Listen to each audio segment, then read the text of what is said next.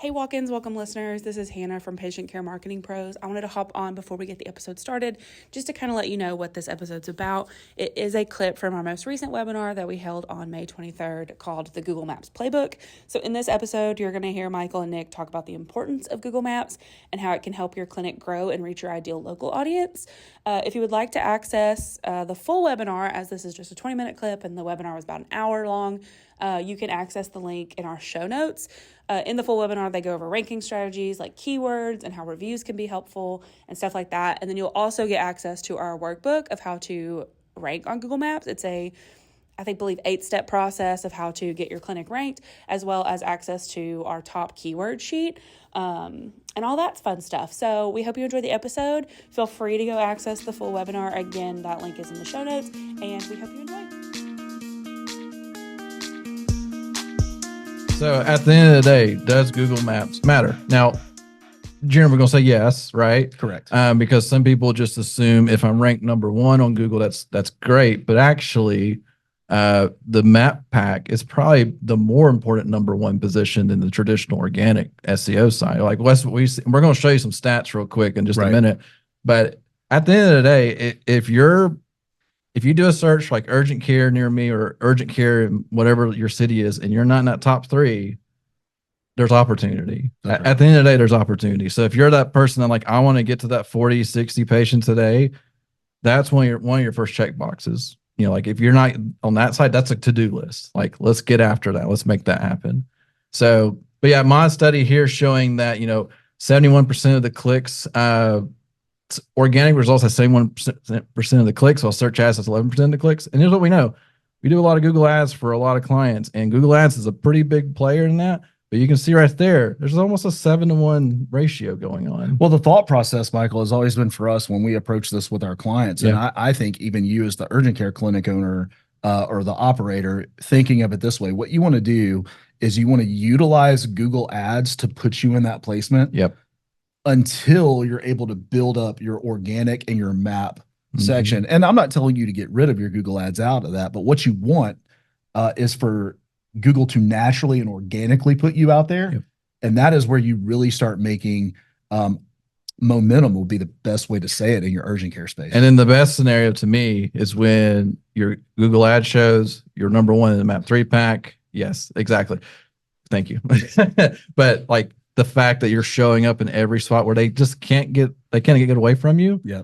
Because at that point, I like to say follow you around the internet like a crazy ex-girlfriend. Yeah, right. And we're not even having to use Facebook ads for that, right? So like in this scenario, like one of our clients is in this listing right now, and you can see like they're showing up multiple times. Right. And that makes all the difference. We see that. The second that we see one of our clinics hit that Map 3 pack in the top 3, we just see a natural increase in that call volume. Like it just starts stair-stepping really quickly. It really does work. It's really just an amazing thing. So just once again, putting that emphasis and making sure you guys understand like what Map 3 pack is, the importance of it, why that should matter to you. And at the end of the day, it's annoying, but reviews aren't driving every single bit of that. Absolutely not driving. I added a cool little slide you're going to appreciate here later. Okay. To break that down. Sure. Hannah doesn't even know about it. I think I saw that. Okay. I think I saw it with it this morning. Yeah. It's right up here. It's on the screen. Yeah. Let's keep going. So yes, Google Maps does actually matter, and we're going to go through how to make it better for you. Absolutely. So right here, so this is just an example. Like this is the tool that we utilize that showcases how a location is ranking. It's called a Google Map heat map. Yeah, heat map. So you've probably heard of heat maps before. Most traditionally, like a heat map's like on a website where it shows you where the clicks are. This is that Google Map heat map. Wow, Google. Anyway, got that? That was too much. Just call it a Google heat map. A heat map. Anyway, so what it's showing though is on the actual map how you're actually ranking. And so this is with your competitors. With your competitors, with everybody involved. And green is better, right? The darker the green, the better. Red is bad. And it's not perfect. And like I can tell you right now, if we took this and ran it right now, it would change again. Like it's a moving target. But at the end of the day, when we see this grid fill up with green, we know we're in the right position, because in reality for you guys, you only need 2 to 5 miles like to cover. and then you're making some really great progress with your location. Speaking about this, Michael, where you were talking about like depending on when you do a search on this and run this heat map, you'll see the changes. I've been testing some things recently, specifically with regards to Google Maps, because Google Maps is 100% built on relevance, right? Yep. They want to make sure that you're showing up in the right search at the right time, in the right area, to the right person when that search is made. Yep. Okay. Well, here's the deal. If you're closed, yeah, that's true. You're no longer relevant for that search. And so you're not going to show up. And I was getting frustrated, just to tell a quick story. I was getting frustrated receiving text messages from a potential or a client or somebody to say, hey, I'm looking right now and we're not showing up in the map 3-pack. And I started to be like, they're closed right now. That person has time to do that search. They're doing it before they open. And I'm going, what is the deal here? They're showing up organic. Their ads are working. Everything is working correctly, but they're not showing up. So what is going on here? Yep. And I started to realize, well, they're not showing up because they're closed. So they're no longer relevant to that search. So Google Maps is relevant. So if you're not open at that moment, you're not relevant. Yeah. Because at the end of the day, like if it's 10 o'clock at night and you're not a 24-hour clinic, it's going to prioritize the 24-hour clinics because it wants that result to be exactly what that search needed. Because at the end of the day, if I'm doing a search for urgent care services at 10 o'clock at night, before I do a search for ER near me, right? Like I got to find the closest ER. It's going to say, well, here's an urgent care. It's already open. It's open right now. Like we have a couple of the PM pediatric styles where they're only nighttime. And that entire message is different, right? Where they're not completely different. They're opening up at 6 p.m. and closing at midnight or whatever. Completely different model, but there's importance behind that. I'm gonna do a quick shout out and say hello to Andy, who just Andy, good to see you. Thanks for joining us. The other thing that I wanted to talk about on this heat map is one of the things that you'll notice on the right side is the differences in colors. All right. So a lot of times you'll be ranking very, very well close to your clinic in one area. And then you go to some other spot and you're not ranking as well. Yep. Well, there's a lot of factors that go into that. We're going to talk about some of that today. Yep. A lot of it's going to be your directory listings. A lot of it's going to be the way you run your Google ads. If you are running Google ads. So there's some things about those. They can't see me pointing at that, can they? They can't see you pointing. Anyway, let's keep going. That'd be cool. All right. Searches. Go All ahead. right. So I pulled some live data from a current client of ours. This is their Google business profile data. If you're curious what your data looks like, log into your Google business profile, go to business profile settings, and you'll see a stats type of thing. And you go look at these type of stats. So at the end of the day, this is where it's so powerful because the ratios I'm going to show you real quick of searches versus like number of calls is incredible. But here we go. This is an urgent care in Santa Fe, New Mexico. And this is this is just 30 days of data, just 30 days. So 2,600 plus searches were showed your profile end results. And these were the top 4 searches. So notice urgent care, city name, urgent care near me, just urgent care because people are relying on Google Maps to show me. I'm actually going to show you like how important the map app is. Like it makes an impact. And then people flip it. They'll say the city, then the urgent care. Like this is how people search. But not, if you can see right here, 655 searches are just urgent care and city.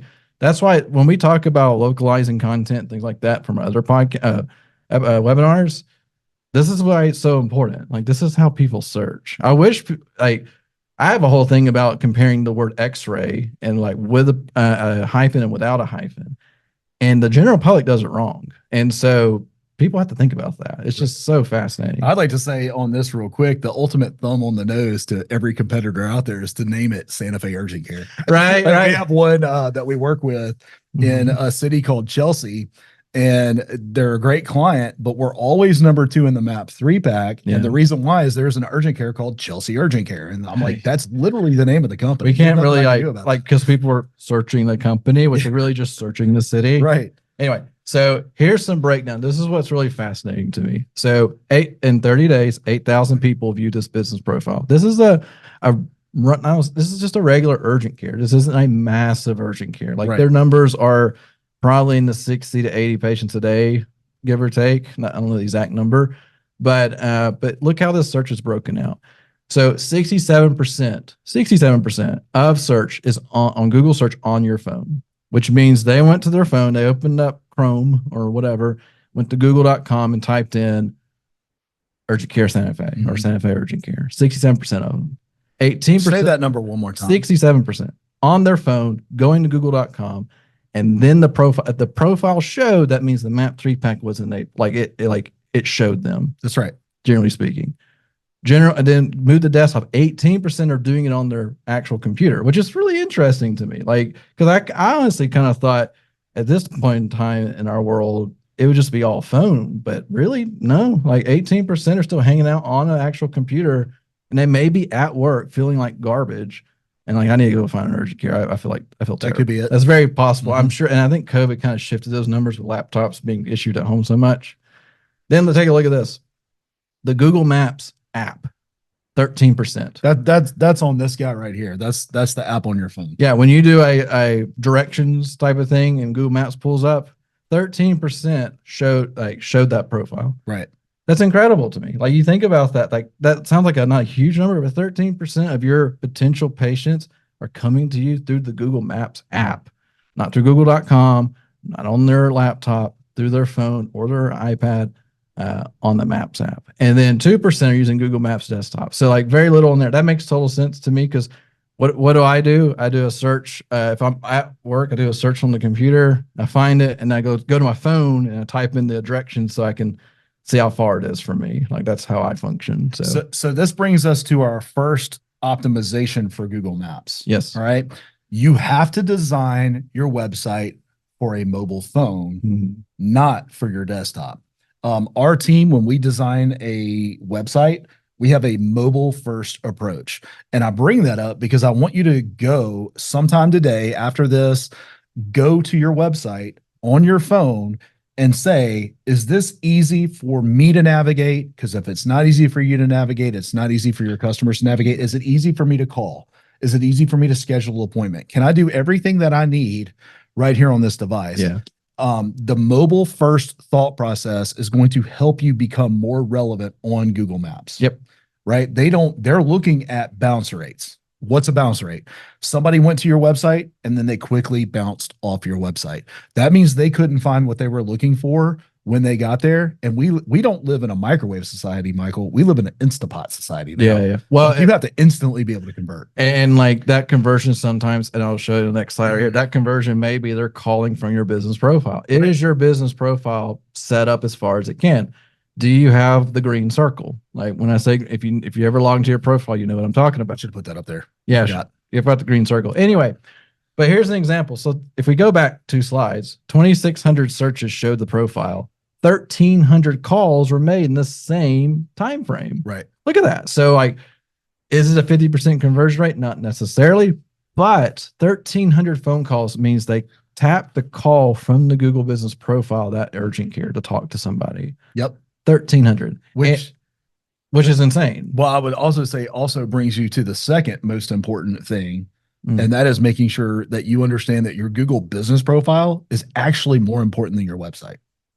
It is. Like, if your profile isn't properly optimized, this is what you're missing out on. We track a lot of data, and we can see that calls made off of a Google business profile are 10 to 20 times more than calls made off of a website. Yep.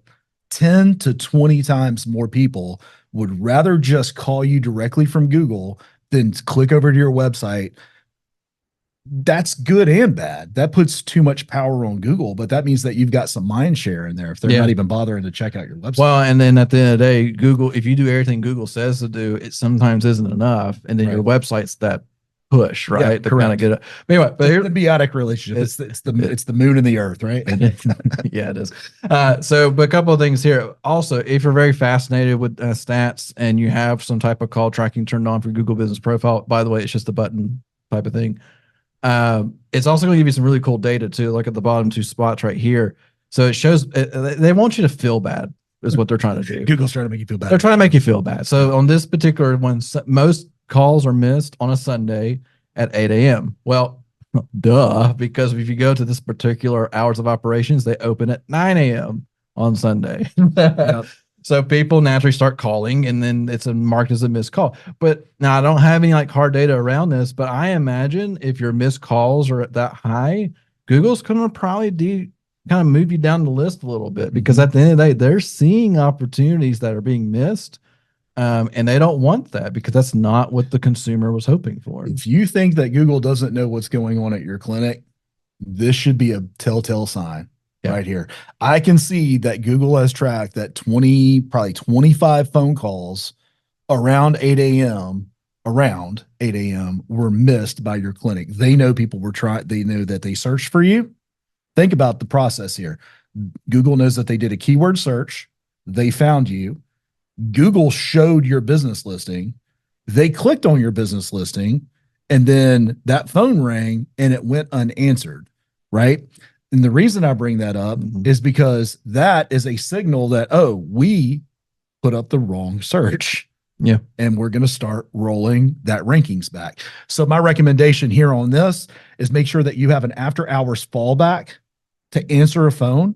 And a lot of you guys and gals are on a, Solve or Athena or some kind of online scheduler to where a automated system could like a Flip, right? An AI called Flip. Yeah. We'll do another webinar on that another time, but you could use that to schedule these people in there when you don't have an actual human there. AI is taking over in that. Well, so just a suggestion to everyone here, I would highly recommend, if you haven't already, I think you should do just by default, go check your call log data with your phone system, see how many missed calls there are, and look at the time frames, because we have some clinics right now that struggle to keep the to answer their phone, or it goes to like 3 or 4 rings. And I can go ahead and tell you right now, if I'm 3 or 4 rings in, I'm assuming you're not going to answer the phone call at this point. Or you're slammed. I'm going to hop to the next urgent care, because we all know urgent care struggle having that retention, like that patient keep coming back, because it's just a quick transaction to them. It is. So retail, right? It is retail at the end of the day. So just take an opportunity, look at your call logs. Are things being missed? We have a whole series about the front desk advantage and the importance of that, because chances are the front desk person's answering that call.